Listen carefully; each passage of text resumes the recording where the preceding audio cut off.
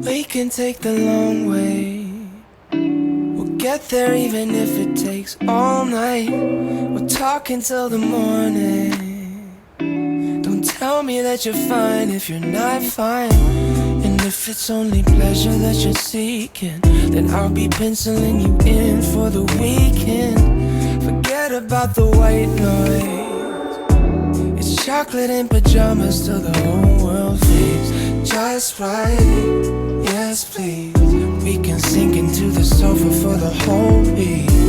Just right, easy.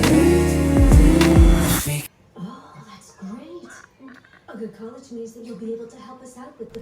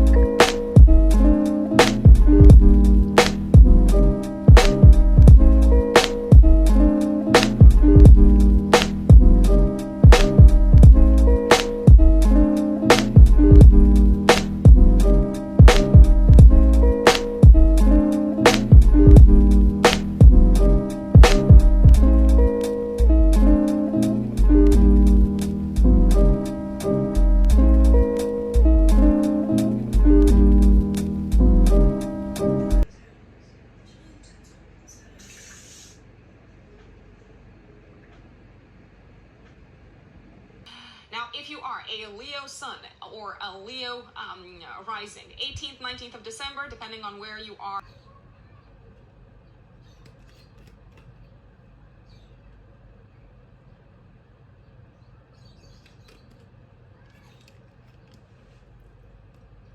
Good morning! Diba? Ang taas ng energy. Today is a Saturday, December 18, 2021. And I just woke up. This is my morning face. It's almost 9:30 a.m. and I woke up mga around 8 a.m. So, nag-check muna ako ng social media accounts bago ako bumangon. But, to be honest, I don't have anything scheduled or planned to do this weekend or throughout the weekend until Monday.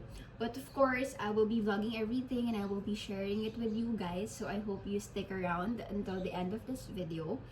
But for now, mag-eat muna ako ng breakfast, gonna grab some coffee, and then maybe I'll try to fix like my room or clean it kasi medyo magulo. Like yung kama ko magulo pa siya since kakagising ko lang. I'll try to clean my room today.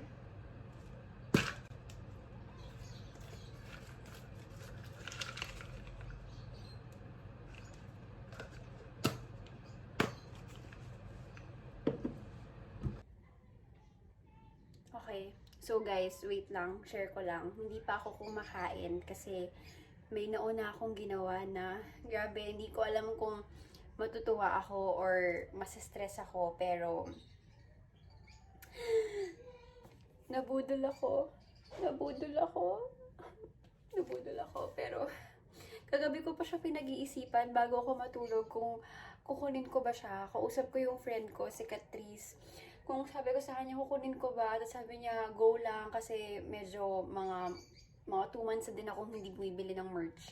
Nag-stop ako ng onte kasi may mga prioritize ako.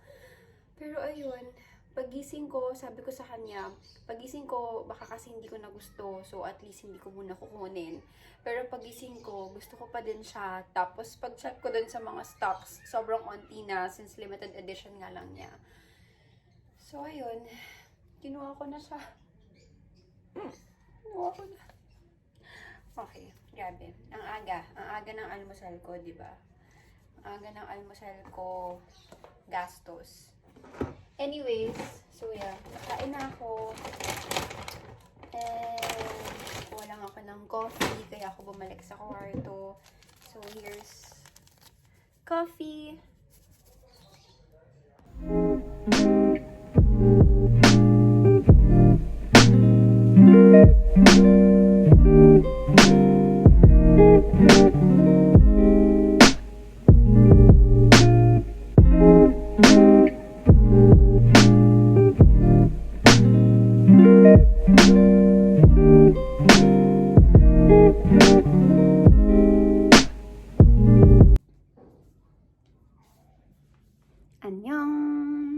So, I just received a Shopee parcel this afternoon.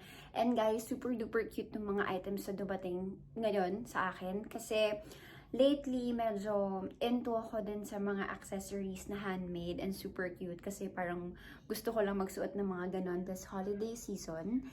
And then, I found this Shopee account na nagtitinda ng mga ganong accessories. And super affordable niya. It's called Definitely Not Awkward. Super cute din ang packaging ng mga accessories na pinadala niya sa akin. They're from Pampanga and ang galing lang kasi parang 2 days lang dumating na kaagad sa akin yung mga orders ko. I got this cute rings from them. Super cute. This one's like a flower and then a smiley. And then yung mga basic pearl rings. And then some of them are colored pa. And then this one that has my initial on it, yung letter S. And I also got this cute personalized necklace also from them. It has my name on it. Like, Shaina. Ang galing lang kasi they would really ask you your size and then kung ano yung gusto mo na, like for this one, if it's like a square or a circle, dun sa letters, pwede mo pa siyang ipa-request or anything. So, ang nice, super nice. I link the Shopee account below or their store and Instagram also. They're available there.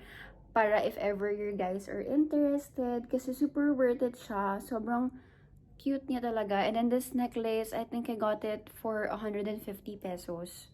So, ang cute. Like, hindi pa huli ang lahat. If ever by the time you watch this vlog, I hope it's not yet Christmas. Para at least pwede nyo pa siyang ma-check out. And then, mag-gift to your friends, to your girl cousins. At least, iba kahit mga gantong small personalized items, they would really appreciate it. Kasi ako, super cute. Gusto ko siya. So nice.